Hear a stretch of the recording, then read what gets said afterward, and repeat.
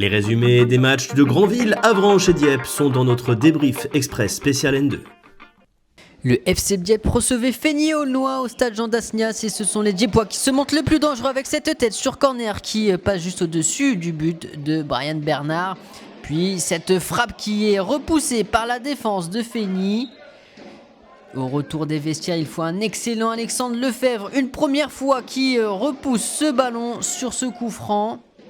Puis l'occasion de ce match, à n'en pas douter, avec cette reprise qui termine sur la barre transversale. Alexandre Lefebvre qui revient bien devant son but pour repousser le ballon. Un arrêt exceptionnel du gardien dieppois. Il y aura bien l'occasion d'ouvrir le score pour les Harengs, mais c'est détourné juste devant la ligne. Score final 0-0, le troisième match nul consécutif pour les hommes de Djilali Bekar.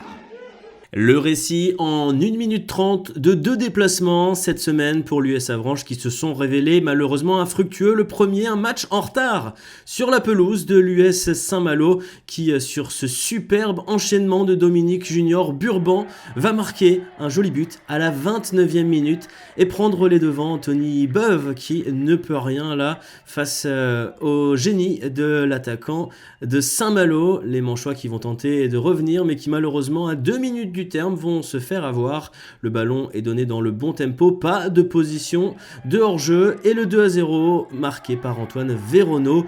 L'US Avranches qui est dans le ventre mou du tableau, qui s'incline donc une première fois hors de ses bases sur le score de 2-0. Rendez-vous 3 jours plus tard, c'était samedi sur la pelouse de Choreux, une équipe qui est en quête de maintien en National 2. Ça commence par un coup de chaud sur le but d'Anthony Beuve, Jérémy Grain qui vient écraser son ballon sur le poteau des Avranchinais. Deuxième poteau à suivre dans ce premier acte pour des joueurs de Choré qui, à force de frôler l'ouverture du score, vont inévitablement la trouver. Le ballon est parfaitement dosé dans la profondeur et Amon Agama qui à la 63e minute convertit enfin le but pour les joueurs locaux qui vont s'imposer. L'US Avranches qui s'incline à nouveau, qui n'a plus marqué en National 2 depuis désormais 4 matchs. Attention à la fin de la saison qui pourrait être peut-être plus périlleuse que prévu.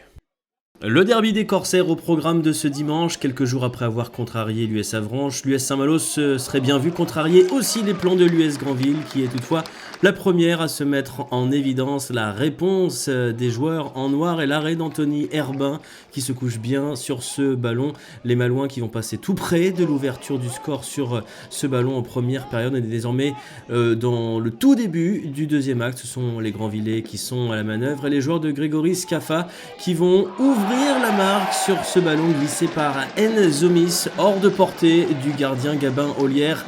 1-0 pour les Manchois.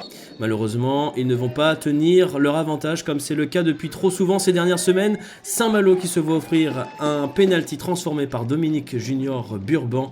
85e minute, Granville qui craque, qui va avoir une dernière occasion sur cette reprise acrobatique. Mais Granville lâche à nouveau des points. Ce sera très difficile pour la lanterne rouge du groupe d'aller accrocher le maintien en National 2. On commence le bilan de ce N2 avec des matchs en retard joués ce mercredi 18 mars et comme vous l'avez vu, la défaite 2-0 de l'US Avranches. Et dans le même temps, Bayonne a emporté 2-0 à Poitiers et Dinan-Léon s'est incliné 1-0 face à Locminé. Et les résultats de ce week-end maintenant avec Locminé qui a enchaîné une deuxième victoire 2-0 face aux Herbiers. Mais la victoire importante du Vendée Foot Club de la Roche-sur-Yon 1-0 face aux Girondins de Bordeaux. Vous allez le voir tout de suite, les conséquences au classement de cette victoire vendéenne. Puisque c'est le Vendée Foot Club qui reprend les commandes de ce championnat avec 3 points d'avance sur les Girondins de Bordeaux et une journée en moins de jouer. Possibilité pour les Vendéens de mettre leur dauphin à 6 longueurs. Donc l'US Avranches est 8ème, toujours dans la première moitié de ce classement. Dans la suite du classement, on retrouve Locminé qui remonte à la 9ème place et qui se sort donc de la zone rouge avec 6 points pris en 2 matchs. Malheureusement, l'US Granville est toujours lanterne rouge. L'US Granville qui se déplacera au FC Montlouis le week-end prochain pendant que l'US Avranches recevra justement l'équipe en forme Locminé. Du côté du groupe B, le FC Dieppe n'a pas pu faire mieux qu'un match nul 0-0 à domicile face à Fény Aulnois. On notera la victoire du leader Thionville-Lusitanos 4-2 en Corse à Furiani. Thionville qui est toujours en tête avec 7 points d'avance et une journée de moins par rapport à Bourges. Agno remonte sur la 3e place à égalité de points avec les Harans, 36 points pour les deux équipes. Dans la seconde partie du classement, on retrouve dans la zone rouge toujours le FC Chambly-Oise, l'US Chantilly et Blois Foot 41. Et on passe au programme de la 23e journée avec un déplacement à Colmar pour les Harans diepois.